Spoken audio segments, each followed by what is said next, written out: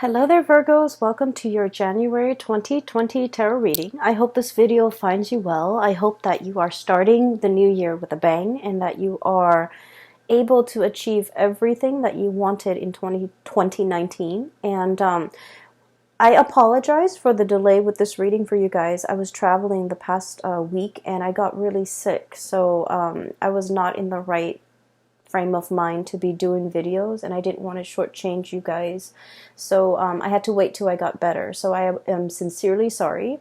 Either way, I hope this video still resonates with you, that it is still relevant in offering you advice or guidance as we navigate through the beginning of 2020.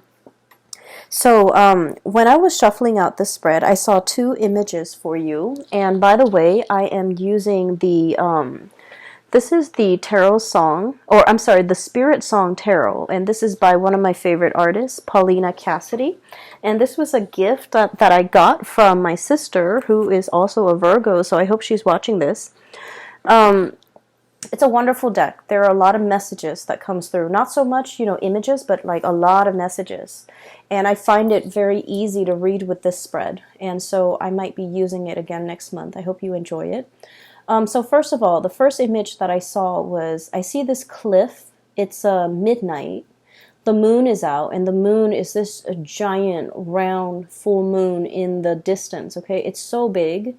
It's hovering over the horizon, but it's humongous. And on this cliff is a wolf, okay? And he has like white fur, and he's howling to this full moon, okay? So that's the first thing. The second image that I saw was at a train platform. There are two tracks. In the middle is like a conductor's booth or a ticket booth where people come and get their train tickets. And on either side are two train tracks. One is for outbound trains. One is for incoming trains, okay? And so there's a train already stationed at the outbound area. So this is for like departure. And there are passengers on the train holding and waving their handkerchief. And there are people on the platform kind of like saying their tearful goodbyes to the passengers on the train. And then the train takes off. And immediately, like clockwork, there's another train that's incoming, that's arriving. And so I'm seeing a series of train departing, and then like clockwork, another train arrives. And the image, just remain that way. One train leaves and another train arrives. It's also like, it feels to me like it's synchronized in such a way where something has to leave so that new things can arrive. Okay, and the new things can arrive until something leaves. So that's what it feels like. It's very cyclical. It's very synchronized. It's almost like preordained, designed. And it seems as if, things are very much like clockwork, which is something you might appreciate because you guys are very punctual and you guys are very efficient with your timing, okay? And you like things to be neat and to be predictable and to be, synchronized, okay? So going back to the first message, here's what I'm sensing. And this is something that I've noticed with a lot of Virgos. You guys behave very much like a Capricorn, okay? Capricorns are known as like the lone wolf, okay? They're the lone wolf in the zodiac. And they're very stoic. They're very self-contained. And when they make decisions, they don't really, crowdsource, okay? They're not going to ask their mom, their aunt, their uncles, whether or not they're making a decision. So the way in which they go about life, they're just very much self-contained, self-reliant, and resourceful, and they make decisions without a lot of fanfare, without letting people know what they're up to. So in a way, people think they're secretive or stoic, but I feel like that's just the way that the Capricorn operate. And I also feel like for you guys, you go about your life, you make decisions, and you're very conscientious about the decisions that you make, because Virgos are deeply responsible. You're very responsible to yourself and to other people, in that you don't want to hurt other people. You don't want to do things, malicious things, to dig at people, to take cheap shots at people, to hurt other people. Like, you guys are not for that. And I feel like the only time you consider other people in your decision-making process is you don't want to make any decisions to, in case it might hurt the other people, it might, I guess, inconvenience them in some way. So that's the only time when you're conscientious, and that's the only time when you kind of crowdsource and you ask somebody, is this okay for me to do this? Okay. But overall, when you make decisions, you're very stoic and you go about it your own way, and it's done without a lot of fanfare. It's done without a lot of without having to kick up a dust storm around it. Okay. And so, in a way, that lone wolf prediction, or the depiction, actually, not prediction, the depiction is a lot about you. It's a lot about you listening to that inner calling, okay? Howling to the moon, staying true, especially to that inner voice in your head.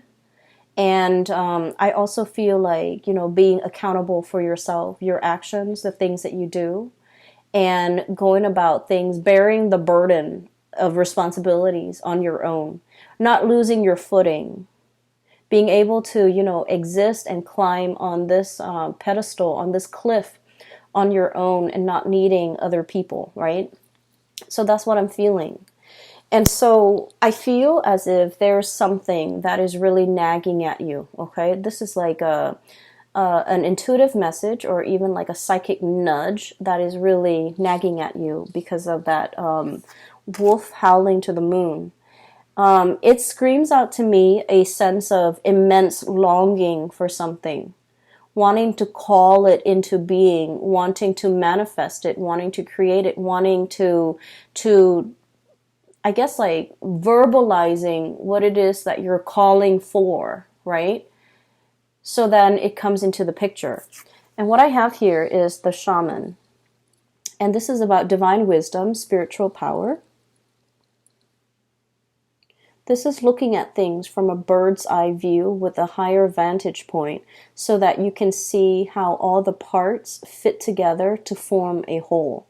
Seeing how things are very interrelated and interconnected, so that one decision made will have ripple effects to create, I guess, like a disturbance, or even to affect something that is further afield.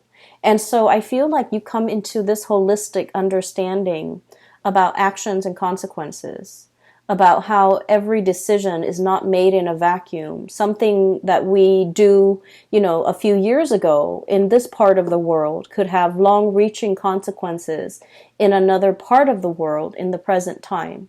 So it's almost like being spiritually mindful about the energies that we send out into the universe, so that we don't affect things in a negative way.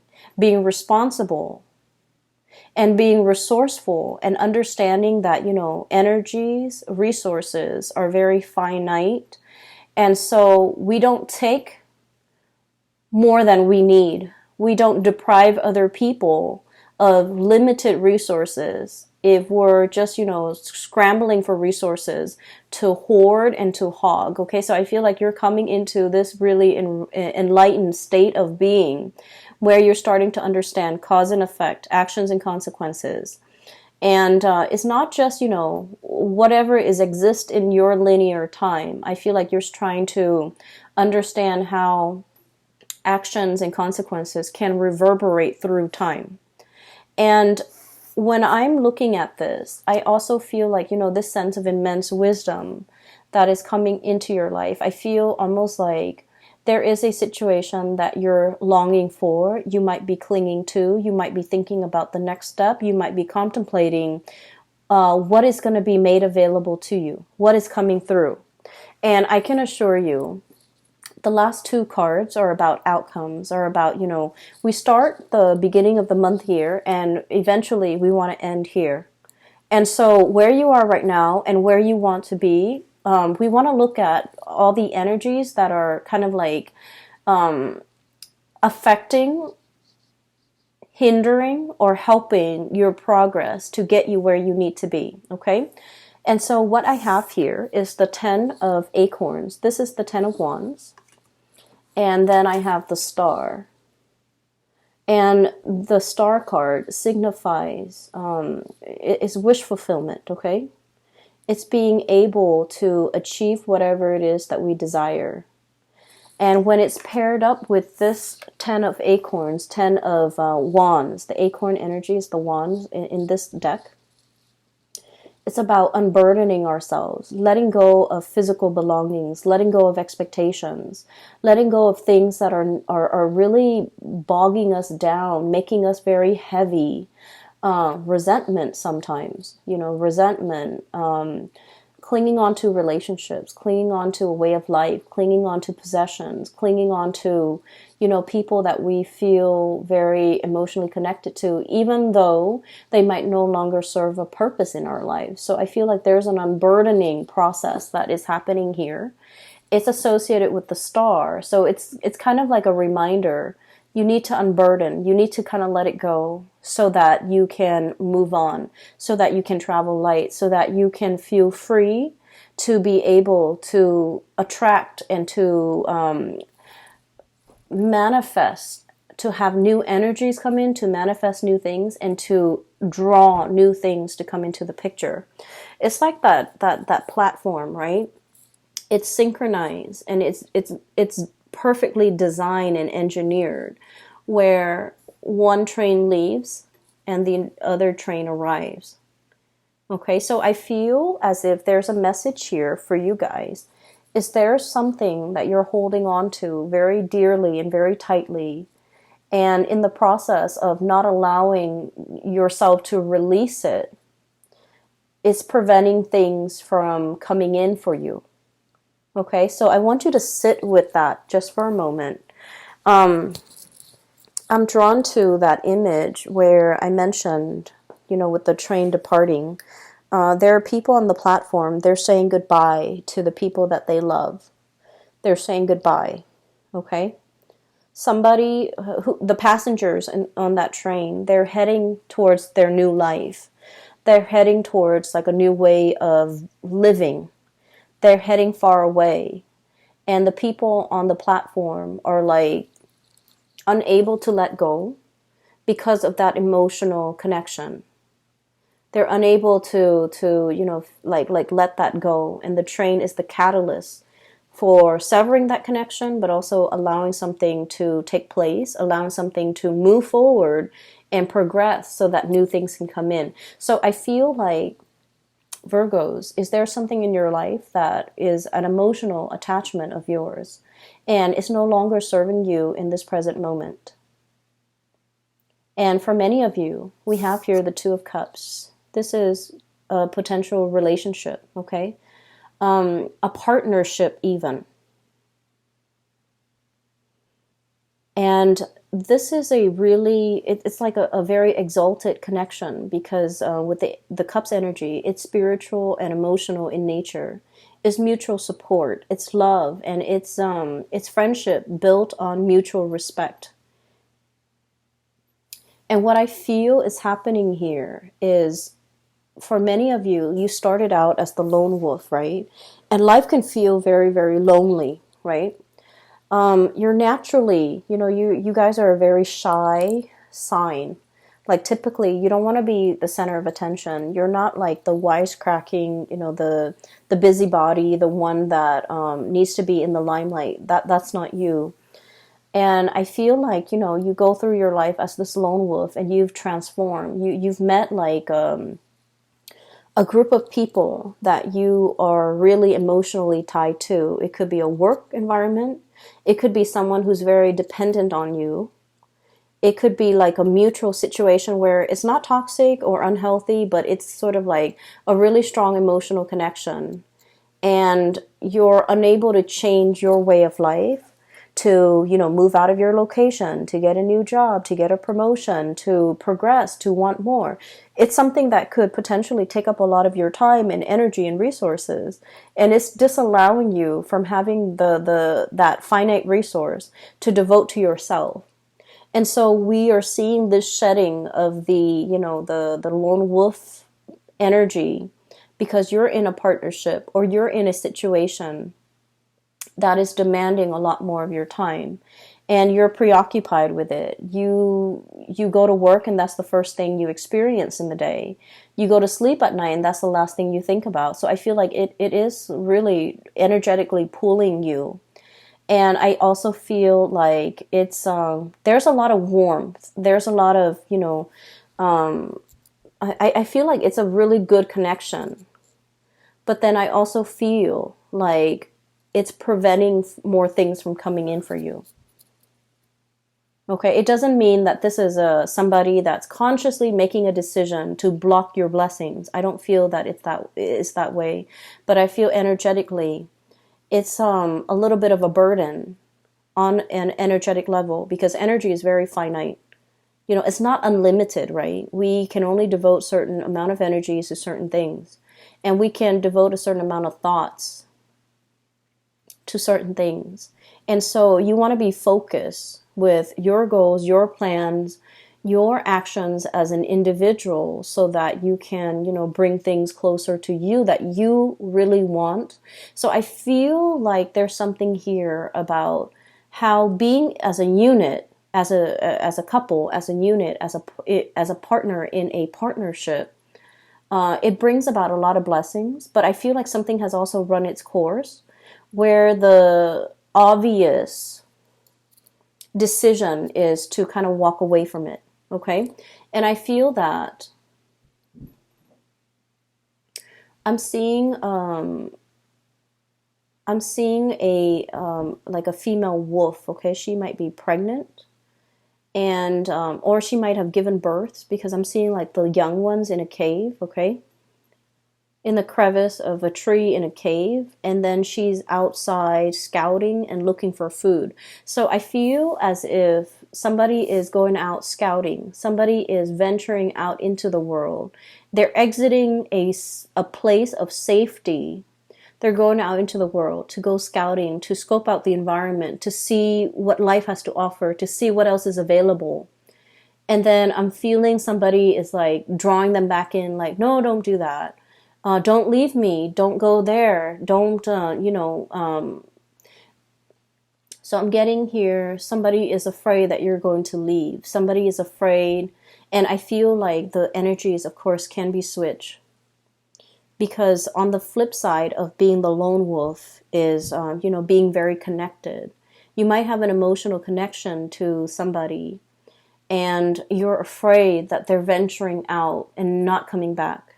You're afraid that troubles and dangers will befall them. You're afraid that they might be, I want to say, like, lured away from the cave, lured away from their path back to you. So I feel like there's a situation here where somebody is thriving better with independence, and the other person is disallowing that independence. Okay, so it's like, when somebody's old enough, they need to fly the nest.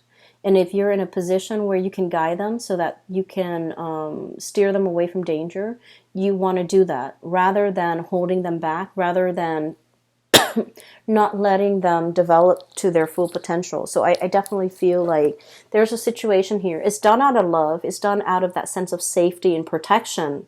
But it can feel a little bit like we're overreaching or overstepping our boundaries, or we're not really doing the other person a favor, because they need to venture out and kind of like experience life on their own. So I want you to look at this combination, okay? This is like, I gotta go out, I gotta find food, I have to go scope out the territory. I have to figure out, where the food source is. So it's kind of like an anteater. And this is an armadillo reaching out his hand, almost like, no, don't go. His or her hand. No, don't go. Don't leave me here. I'm kind of stuck here. This is thorny. I don't want to be here. And, it's like, if you're going to go, please come back. Okay, so I feel like it's a tearjerker. It's like the tearful goodbyes. But with the train, one train is departing, the other one is arriving. Everything is very cyclical. It's going to come full circle, right? So that basically means that they're going to go off and do their own thing. And then one day, they're going to come back around. So they have to leave first for them to return. And so I feel like this is really telling you to allow things and situations to change, to understand that, we have to let something go. If we love something, we have to let it go. We have to let the other person go to find their own life's calling. And if destiny takes them back to us, then it's meant to be, right? So it's like loving with an open hand, okay? Not a closed fist, but like an open hand, so that we can allow the best opportunities to come in for ourselves and for the other person, so that we both can grow. Otherwise, it gets very stifled and claustrophobic, and just, it could potentially turn very toxic. Okay. I feel for many of you, you might be dealing with somebody who might have had their fair share of abandonment issues. Okay, so like, I feel that you have pretty much been like an anchor in their life. You're like the pillar of stability. You're the anchor. You're the person that they have always depended on. And when you say you're going to go, I'm going to be gone, you tell them exactly, I'm going to be gone half an hour, I'll come back. And sure enough, half an hour later, you always come back. So you're kind of like that pillar of strength and stability in their life. You're the one thing that is very predictable in their life. And I also feel like for some of you, it's like clockwork. They're so used to having you around, and I feel like they might have taken it for granted. They might have not seen the value in you properly. They might have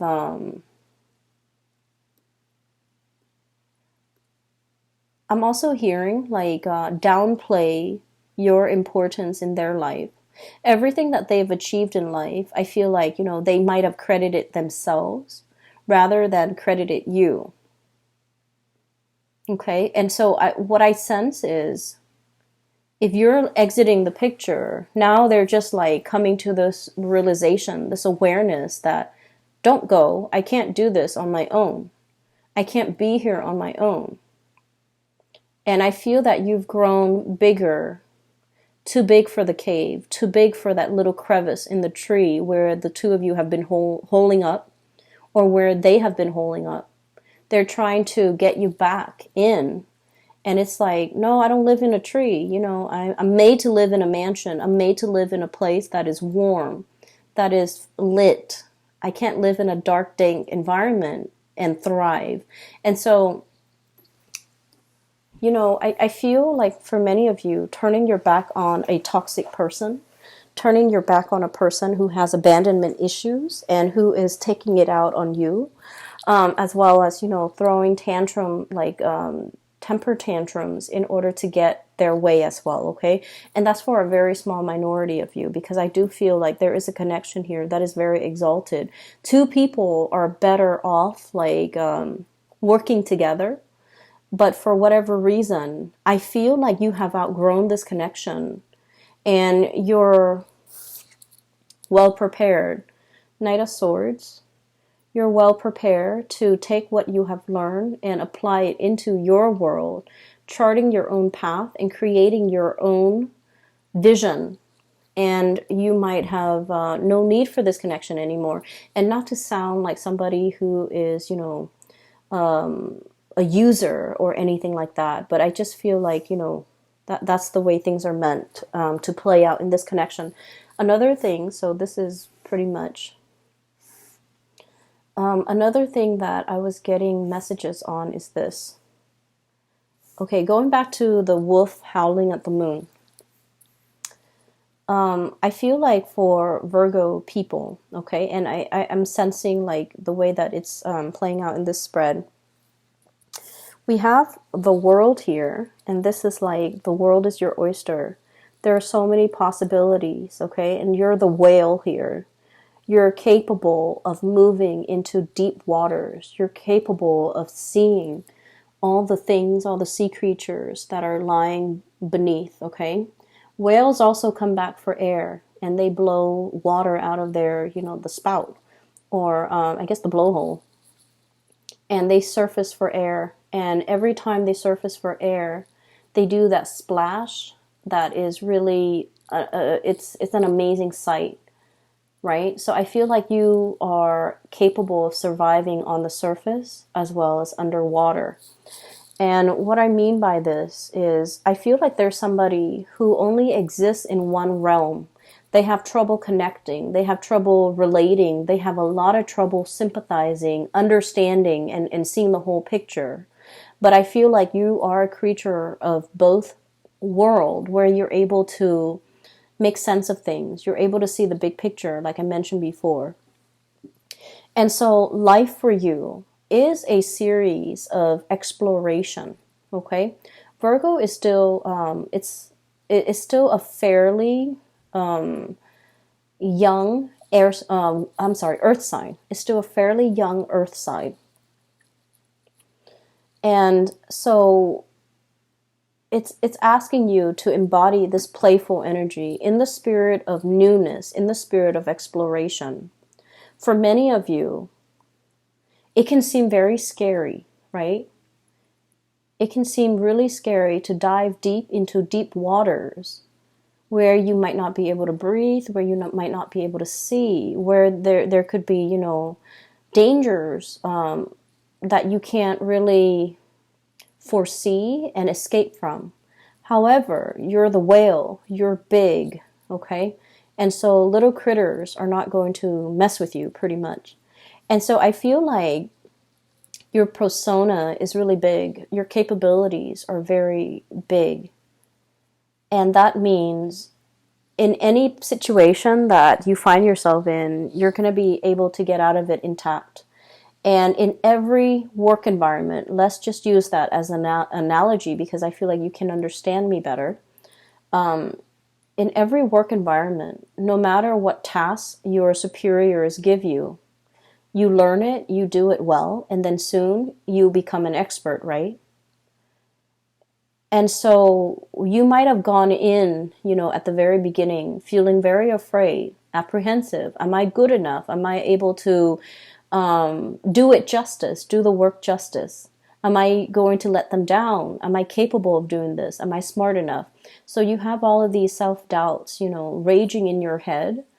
And then pretty soon you become a master at whatever task they entrust you with. So the same thing applies here, where it's like, yes, you're charting unknown territory, but look at your track record in the past. Have you ever let anyone down? Have you ever not been able to do something? Have you ever had to throw in the towel? Have you ever had to, accept that failure is an option? I don't feel like that's the case. And so knowing that about yourself and knowing that about your history, I feel like there's a situation here where you're going to have to dive really deep. You're going to have to go through a process of exploration to figure out what is a good fit, to figure out what you need to master, to figure out as well where you belong. And so where I'm going with this is, life is a series of departures and arrivals, right? We master something and then we move on. That is the lone wolf mentality, okay?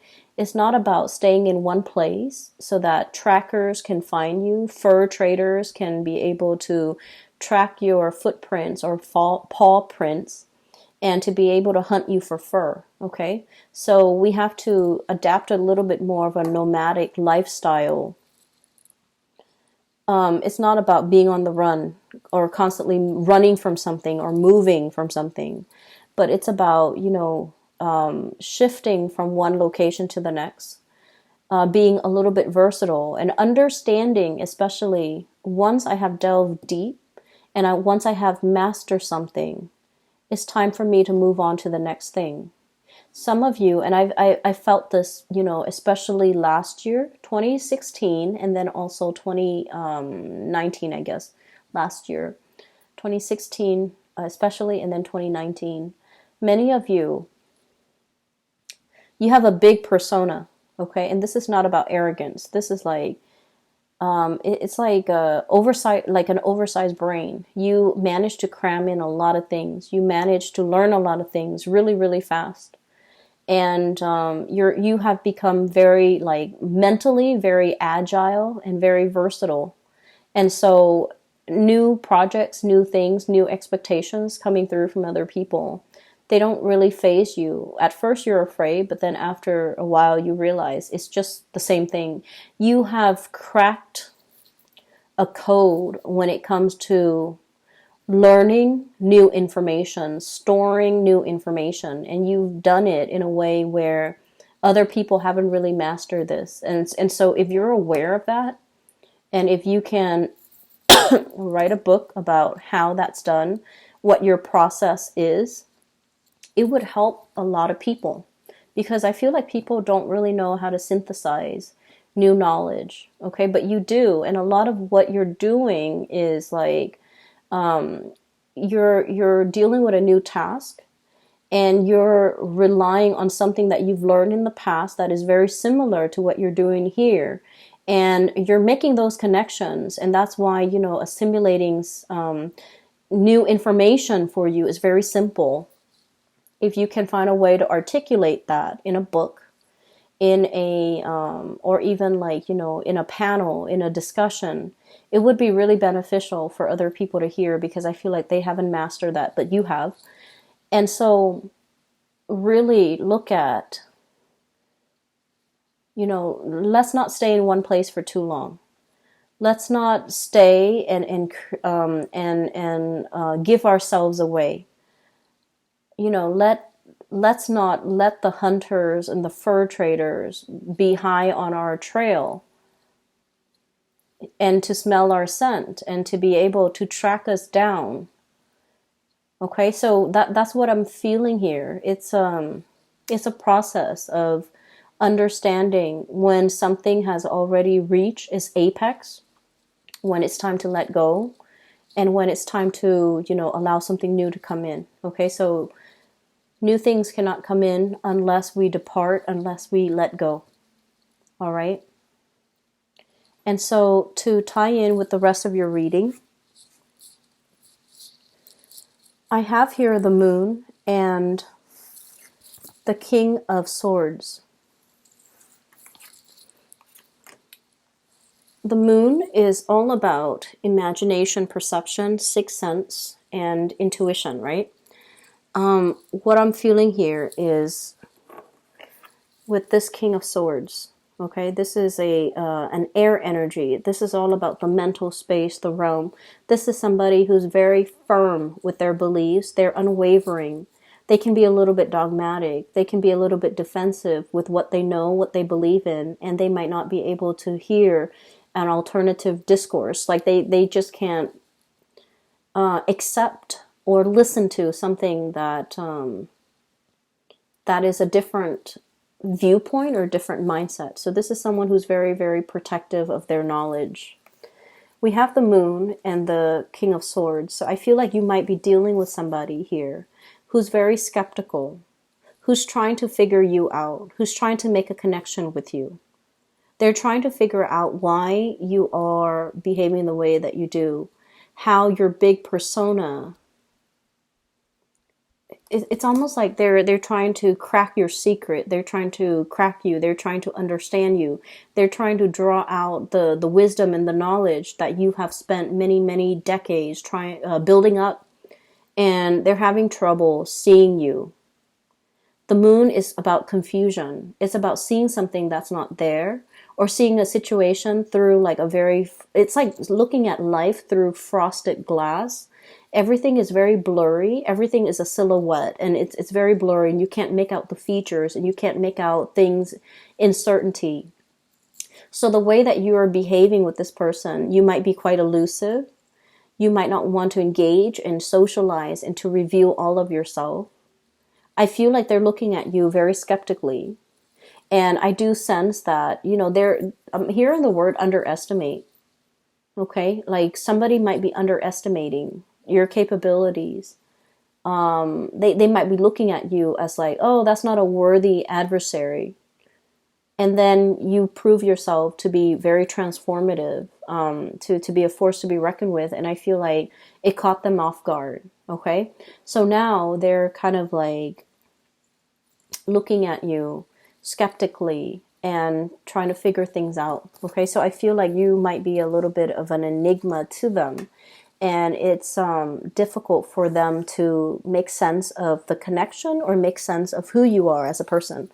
I do sense here there is as well a very strong emotional connection that you have with somebody. And I feel like there are a lot of ideological differences. Okay, so I have an air sign and possibly even, excuse me, let me see, and even an earth sign. So Taurus, Virgo, Capricorn, Aquarius, Gemini, and Libra with this king of feathers.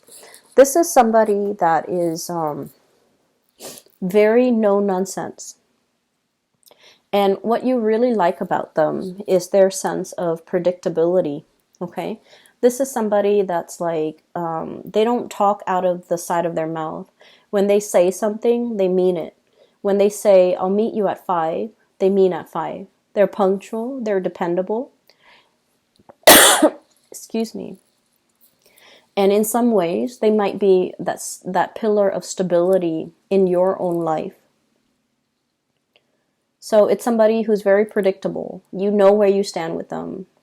And you know, like, you have a really strong affinity towards them. But I also feel like there are a lot of ideological differences between the two of you in this connection. Excuse me. That is...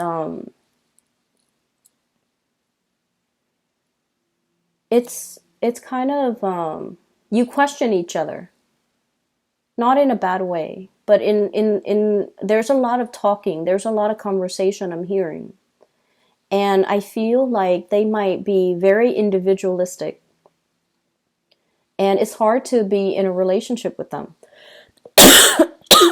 I'm so sorry, I have a coughing fit. It's hard to be in a relationship with them, because the way you do things and the way they do things would be very different. However, the saving grace is that you both are willing to talk things out. Like, I do this because of this, and they're like, okay, well, I do it because of this. Let's agree to disagree. So there's definitely lack of agreement, but it's handled in a way that is respectful. Okay? And so you're kind of like trying to understand another person from the inside out. They're trying to understand you from the inside out. You both are very successful in your own way. I feel like, you know, they rule the air. Okay, they rule the air. And it's like the king of the king of the skies. The air energy deals with mental processes. This is someone who's incredibly gifted with perception, intelligence. They're really, really, really smart. They're very, very smart. But I feel like their intuition, they don't trust their intuition because they're so rational. And then on the other hand, you rule kind of like the underwater, the undercurrents. So you're kind of like a blend of the earth and the water, where you're highly intuitive. You listen to your intuition. You might not be able to rationalize why you believe the things that you do, only except that you feel right when you believe what you believe. And you might not be able to articulate that to this person. And as a result of it, they have trouble understanding you. And so you're dealing with somebody, and the connection is going to be really strong. I do see a lot of communication. Even if there has been a pause in communication, it's going to be coming back together, because we have the star, which is, you know, coming through with the King of Swords. It's coming back together. Communication, revival, renewal as well, and a healing in this connection, in this relationship. Okay? So things are looking very good for the month of January. I feel like you have a lot of things personally that you're dealing with. You're going to be quite busy. This is kind of like on the periphery of your life. But I would urge you to take the time to truly explain yourself, because they're looking at you skeptically and they're trying to understand. And it's like they have nothing to work with. And so if you have knowledge, if you have tidbits of information, you don't know how to articulate it, but I feel like it needs to be expressed, okay, so that somebody has something to work with here. Okay, I'm going to leave it at that. Virgos, I do wish you the best, and Happy New Year, by the way. I will be back for next month's reading, hopefully very, very soon, so that the readings are not late. If you are looking for a reader, if you're looking to book a private reading, I highly recommend that you book one with this lady. I have her link in the description box below. Her name is Bridget. She's based out of California, and she is a phenomenal reader. I highly recommend her. You can click on the link below, which will take you to her website, and her website contains the scheduling tool, the calendar, the time zone that you're in. It's very user-friendly. So that's that, and I'll talk to you guys soon, okay? Take care of yourself. Have a wonderful 2020.